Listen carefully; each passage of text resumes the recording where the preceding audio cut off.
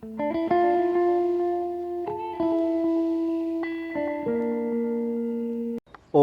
hola, ¿cómo están? Bueno, esta oportunidad, miren qué cosa más linda que tenemos el día de hoy. Y lo que tenemos aquí es una planta trepadora con una floración bastante bonita, ¿no? Miren el color que presenta de las flores. El nombre científico de esta planta es Solanum queenslandii. También se la conoce popularmente con otros nombres como por ejemplo Solano o Solano de flor azul. Si ustedes la conocen con otro nombre, comenten en la caja de comentarios con qué otro nombre la conocen. La verdad que se me hace una planta sumamente interesante por la floración que presenta, ¿no? Presenta estas flores que son de un color lavanda, son colores morados. Como pueden apreciar, cuando la flor recién se empieza a abrir, tiene un color un morado mucho más oscuro. Y luego ese color morado se empieza a desvanecer y empieza a tener un color morado más claro, ¿no? Pero los tonos lavandas aquí son bastante variados a medida que los días van transcurriendo. Es una planta que suele florecer en grandes ramilletes y siempre está cargada de flores, y es una planta que a mi parecer me parece sumamente muy interesante. Así que les voy a hablar sobre cómo cuidarla, que ya me lo venían preguntando desde, bueno, hace algún tiempo, cuando habíamos publicado algunos videos donde aparecía esta planta, ¿no? Sin más preámbulos, empezamos. Respecto a su ubicación, bueno, es una planta que se puede cultivar en sol directo, es una planta que se puede cultivar con luz filtrada, pero entre uno y otro sitio, yo les diría que el sitio ideal para tenerla es a pleno sol. Algo que hay que tener en cuenta con esta planta, y se lo voy a estar recalcando, es que es una planta para un clima cálido, un clima templado, un clima tropical. O sea, es una planta que le gusta más el calor que el frío. No tiene muy buena tolerancia con las bajas temperaturas, entonces eso es algo a tener en cuenta al momento de plantarla. Si ustedes viven en un lugar donde hace mucho frío, lo ideal sería tenerla con luz filtrada debajo de algún árbol o un poco protegida, no tan al exterior expuesta, porque justamente, como les mencioné anteriormente, se puede helar.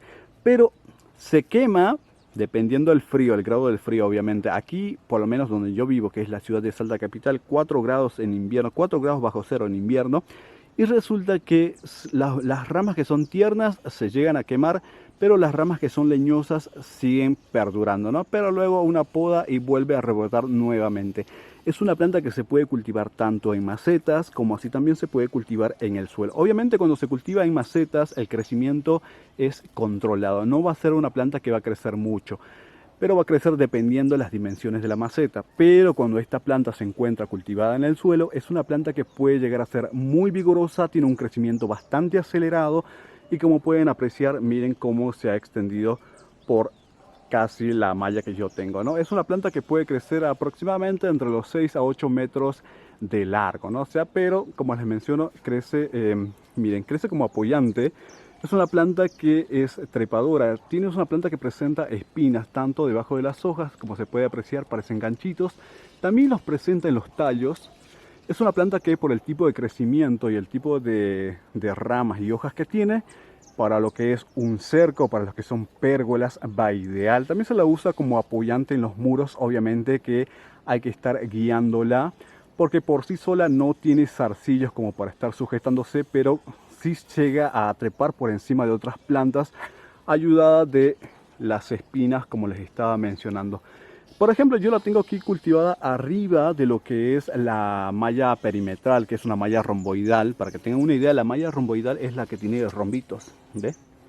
Entonces, esta lo que hizo fue crecer hacia arriba, la estuvimos sujetando ahí en lo que es la malla, y una vez que llegó en la parte de arriba, empezó a extender las ramas hacia los costados, y la verdad que ha crecido bastante. Es una planta que yo les diría que por el tipo de floración que presenta, como florece muchísimo, es ideal para tenerla cerca de alguna planta de maracuyá, porque como miren, florece en gran cantidad, y las flores suelen atraer gran cantidad de abejorros. Siempre están los abejorros dando vuelta, y los abejorros son los polinizadores del maracuyá. O sea que si ustedes tienen una planta de maracuyá, yo les diría que tener una Solanum queenslandii plantada muy cerca o al lado, la verdad que es ideal, ¿no? Miren, por ejemplo acá, miren, ahí está el abejorro, que siempre está ahí dando vueltas, que ya lo podemos ver, bueno, ya se fue. Y entonces aquí podemos apreciar, miren cómo se están formando los maracuyá en esta parte de acá, y tengo varios ahí. Y es una planta que se sigue extendiendo hacia allá. Entonces, yo diría que tener un Solanum queenslandii y un maracuyá, la verdad que negocio redondo aquí, ¿no? Respecto al tipo de suelo, bueno, es una planta que se adapta bastante bien a diferentes tipos de suelos neutros, siempre y cuando tenga buen drenaje. pero le gustan mucho los suelos que sean sueltos, no le gustan los suelos que sean compactos. Yo la tengo cultivada aquí en tierra mantilla, como la mayoría de las plantas que suelo tener, que es una tierra de origen vegetal, como se puede apreciar. Miren, es bastante suelta. Es rica en materia orgánica. Si ustedes la cultivan en un suelo que sea rico en materia orgánica, la verdad que es un plus para la planta, pero yo les diría que esta planta se adapta bastante bien a otros tipos de suelos, siempre y cuando no sean compactos y no se estén encharcando. Eso es algo que hay que tener en cuenta. Respecto al tipo de riego, bueno, durante lo que es primavera-verano es un riego que es frecuente, más si hace calor, nunca estén descuidando el riego. Esta planta no es para dejar sin riego durante el periodo en el cual hace mucho calor, porque si ustedes dejan de regar, esta planta lo que hace es sus hojas se empiezan a poner amarillentas o se ponen las hojas marchitas. Eso es indicio de que la planta tiene estrés hídrico, o sea, deshidratación.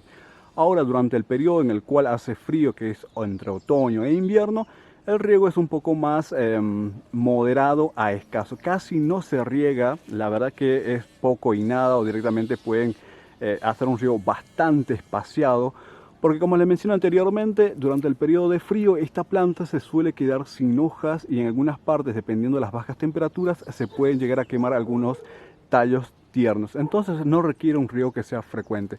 Pero durante el periodo de verano no hay que estar descuidando el riego porque es cuando mayor calor hace. Ahora en climas que son cálidos obviamente se mantiene un riego que es claramente normal, ¿no? O sea, hay que mantener el suelo húmedo pero sin estar encharcando, sin estar regando. Se mantiene el suelo húmedo pero tampoco hay que estar regando innecesariamente, porque algo que pasa con esta planta es que se les puede llegar a podrir por mal drenaje o riegos excesivos. Respecto a los abonados, bueno, se puede empezar a abonar desde inicios de primavera y se puede extender hacia lo que sería todo lo que es el verano. Se abona una vez al mes. Le pueden aplicar humos de lombriz, estiércol de animal, puede ser de gallina, de conejo, estiércol de cabra, de oveja, de caballo. La verdad que va bastante bien. También se le puede poner ceniza de madera, o también pueden utilizar tierra vegetal como la tierra mantillo, tierra de hojas o tierra vegetal, como también se llama, ¿no? Bueno, aquí en Salta al menos, o creo que en otros lugares también, se conoce como tierra mantillo, que es una tierra que se crea por descomposición de restos vegetales, generalmente hojas de plantas. Entonces, este tipo de suelo la verdad que le va bastante bien. O ustedes también pueden aplicar un fertilizante químico, como por ejemplo un NPK, que es nitrógeno, fósforo y potasio. Y uno que se utiliza mucho en lo que es jardinería, es el triple 15, que en los envases figura como 15-15-15, triple 15. Eso se aplica una vez al mes durante lo que es primavera-verano. Obviamente eso es para que la planta pueda tener un crecimiento más favorable, una floración mucho más exuberante. Pero les diría que esta planta realmente se adapta bastante bien y suele darse muy bien. Más cuando yo le estoy aplicando tierra de hojas una vez a lo que es, bueno, generalmente a inicios de primavera, y después le pongo ceniza de madera y se da muy bien. Respecto a las podas, bueno, las podas se realizan a finales del invierno, a inicios de primavera, como les estaba mencionando anteriormente. Es una planta que en lugares con 4 estaciones bien marcadas, es una planta que se suele quedar sin hojas, ¿no? Quedan únicamente las ramas, por lo cual es mucho más fácil poder podarla. Cuando se hace la poda, lo que se hace es conservar la rama principal, que en este caso se encuentra aquí. Es una rama que crece 2 metros hacia arriba y luego se extiende por arriba de lo que es la malla. Bueno, entonces conservamos el tallo principal y contiene las ramas laterales. Entonces lo que vamos a hacer es reducir el tamaño de las ramas laterales. Lo vamos a recortar, lo vamos a achicar. Obviamente eso quedaría al criterio de cada persona. A algunos les gustaría un poco más larga, un poco más corta. Pero bueno, en mi caso yo siempre trato de recortarle un poco para que no se siga extendiendo mucho más hacia lo que es a los costados, ¿no? Porque es una planta que suele tener un crecimiento muy vigoroso, como les mencioné anteriormente. Luego, algo también que hay que hacer con esta planta es que fuera de la época de podas hay que estar controlando las ramas y eliminando o cortando las ramas que empiecen a obstruir el tránsito, ¿no? El libre tránsito. Por ejemplo, este es un pasillo, como se puede apreciar. Entonces a veces cuelgan ramas y caen acá en pleno pasillo, están colgando ahí. Y se complica poder pasar porque, como les mencioné, es una rama que es una planta que es sumamente espinosa. Y las ramas, como pueden apreciar, miren, tienen forma de gancho. Entonces se pueden enganchar en la ropa o puede estar rajando la piel. Entonces, para evitar eso hay que estar cortando las ramas que estén obstaculizando el libre tránsito. Por ejemplo, aquí, sí, a veces saca algunas ramas y algunas ramas se hace bastante larga, y como ahí tengo un rosal trepador, a veces como que se quiere enganchar y luego si se engancha va a subir para arriba de la palmera. Entonces, para evitar que esté como arriba cruzada ahí, lo que hago es cortar las ramas que estén creciendo por encima de lo que es el pasillo, y únicamente la conservo por la parte de aquí arriba. Luego de la parte de la vereda, ahí sí la dejo crecer, de hecho cuelga casi hasta el piso, y en este momento se encuentra llena de flores, que ya se les voy a estar mostrando enseguida. Pero resulta que en la parte de allá atrás es un pasaje que no tiene salida, entonces no es como que hay mucha gente transitando, no hay un vecino más que vive ahí, y luego no vive nadie más. Entonces generalmente hay poca gente que circula, la vereda es bastante ancha, entonces no ocasiona un problema de circulación. Pero yo le diría que cuando la planta cuelga hacia la parte de afuera de las casas, tengan muy en cuenta que por el tipo de desarrollo que tiene la planta, ¿no? Por el tipo de las espinas y todo eso, tengan mucho cuidado porque es muy espinoso. Y también les voy a mencionar que al momento de podar usen guantes. Guantes porque se trata de la planta que tiene espinas, y aparte tiene una savia que tiene fama de ser urticante o causar comezón. Entonces, para evitar eso, siempre usen guantes para mantener las manos protegidas de la savia de la planta. Respecto a los trasplantes, bueno, si ustedes la quieren pasar de maceta al suelo, yo les diría que la época ideal para hacerlo es durante la primavera. Como es una planta que suele crecer bastante rápido, entonces al plantarla a inicios de primavera le vamos a dar chance de que la planta crezca, se afiance y se establezca bastante bien. Para que tengan una idea, cuando yo planté esta planta tenía unos 20 centímetros, quizás tenía un poquito menos, pero entre lo que fue inicios de primavera hasta finales de lo que fue el verano cuando yo la planté, esta planta creció más de 2 metros, ya tendría unos 3 metros aproximadamente. Entonces imagínense lo rápido que crece, y al ser una planta ya grande, tiene mayor resistencia a lo que son las bajas temperaturas. Obviamente los tallos que son tiernitos no se salvan de las heladas bruscas porque se suelen llegar a quemar, pero los tallos que son más leñosos, la verdad que tienen mejor resistencia. Respecto a las plagas y enfermedades, bueno, la verdad que yo no he tenido problemas de ningún tipo de plagas con esta planta. De hecho, se considera una planta que es sumamente muy saludable y muy resistente a lo que son plagas y enfermedades. Como pueden ver, miren, las hojas están completamente intactas, no tienen completamente nada, muy sanitas. Es una planta que se dice que puede sufrir el ataque de pulgones cuando tiene brotes tiernos. Entonces, bueno, en ese caso se le puede aplicar un insecticida para erradicar los pulgones. Y luego también se menciona que cuando el clima es seco puede sufrir el ataque de mosca blanca. Pero bueno, yo en estos 2 años que vengo cultivando esta planta no tuve problemas de ningún tipo, ni de pulgones, ni de mosca blanca. Esta planta yo la cultivo libre de insecticidas. La verdad que no le puse ni insecticidas químicos ni orgánicos, no le puse absolutamente nada. Suponiendo que ustedes tengan una plaga de mosca blanca. La mosca blanca suele ser bastante resistente, ¿no? Como muy fuerte a los insecticidas. Yo les diría, ¿saben qué? ¿Con qué se puede erradicar? Con una mezcla de aceite de neem y jabón potásico, que es un insecticida orgánico, y la verdad que es muy efectivo. Porque a mí me pasó con salvias. De hecho fue una salvia que fue en primavera. Yo creo que tiene que ver mucho con el tema de la sequía, porque hubo una sequía brutal, que yo creo que les conté, me vivía quejando en primavera. Entonces tenía las salvias que estaban apestadas de mosca blanca, y le puse distintos tipos de insecticidas y no pasaba absolutamente nada. Luego probé con el aceite de neem, jabón potásico que ya venía preparado en un frasco, y con eso no quedó absolutamente nada, y es completamente orgánico, ¿no? Pero bueno, en este caso, como les mencionaba, es una planta que se encuentra libre de cualquier tipo de insecticida químico o orgánico, y la verdad que va bastante saludable. También trato de evitar ponerles insecticidas porque, como les mencioné anteriormente, es una planta que se encuentra constantemente visitada por abejorros. Seguramente estarán escuchando los zumbidos. Bueno, esto es característico de los abejorros. Desde que el sol sale hasta que el sol se oculta, están los abejorros dando vuelta, y más con las plantas de maracuyá, que tampoco le pongo absolutamente nada. Dejo que, por ejemplo, hay algunas orugas, que hace rato estaba viendo una por ahí. Yo la verdad que las dejo ahí porque a veces surgen algunas avispas y hacen control biológico. Vienen las avispas y empiezan a controlar la población de las orugas de mariposas. Entonces yo digo que sea todo completamente natural aquí, ¿no? Que cada uno cumpla el ciclo.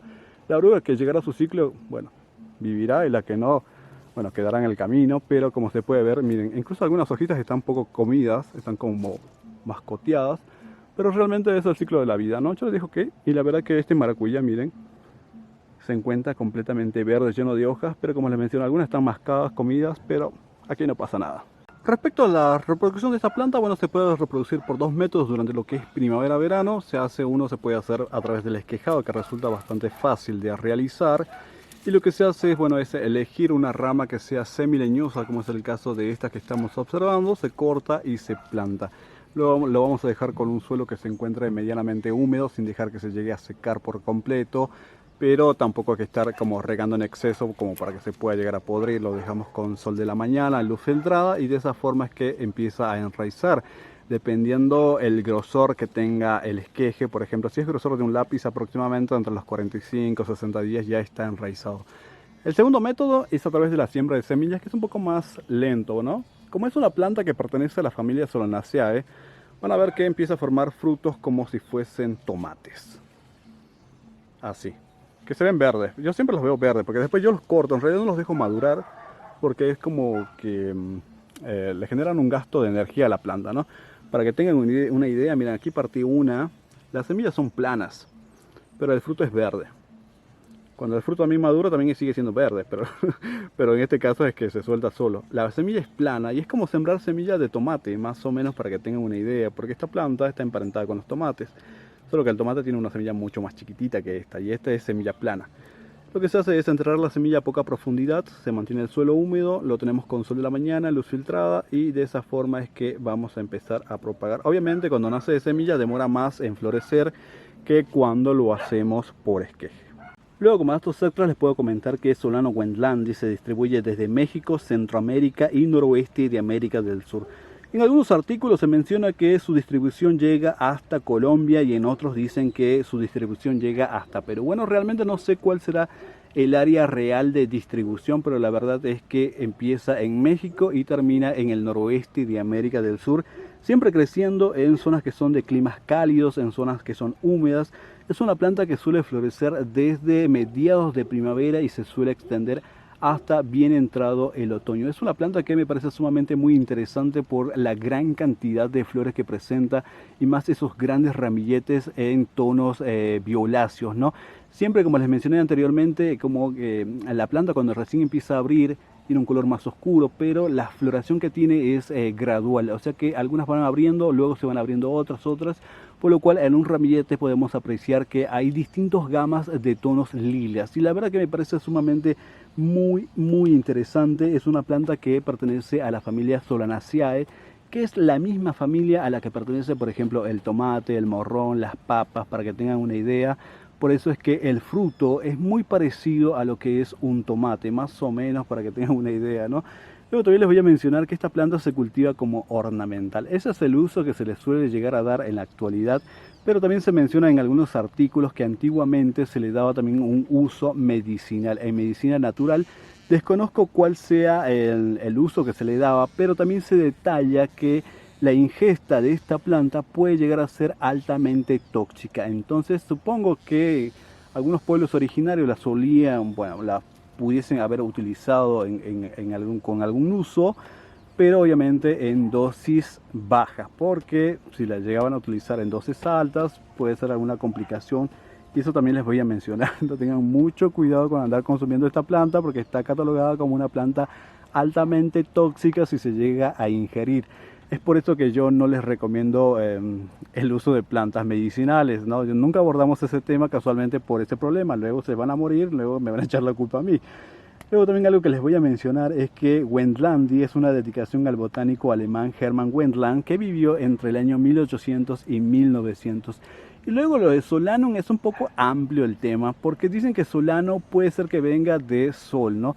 Como estas plantas le gustan estar expuestas al sol, entonces se dice que posiblemente el nombre del género Solanum viene de sol, ¿no? De que las plantas que le gusta estar, de que es un género de plantas que le gusta estar expuesta al sol. Y luego también hay otro tema también que dice que posiblemente Solanum viene del latín solari, que significa consuelo, alivio, porque resulta que dice que hay algunas especies de este género que se llama Solanum que tienen propiedades como calmantes.